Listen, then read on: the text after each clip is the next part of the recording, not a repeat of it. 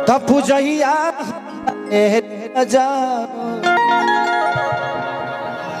काहे काहे up down करता हो?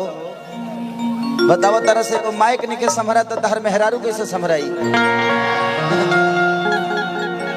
तारे ऐसा आदमी के मेहरारू दूसरा संग भागेली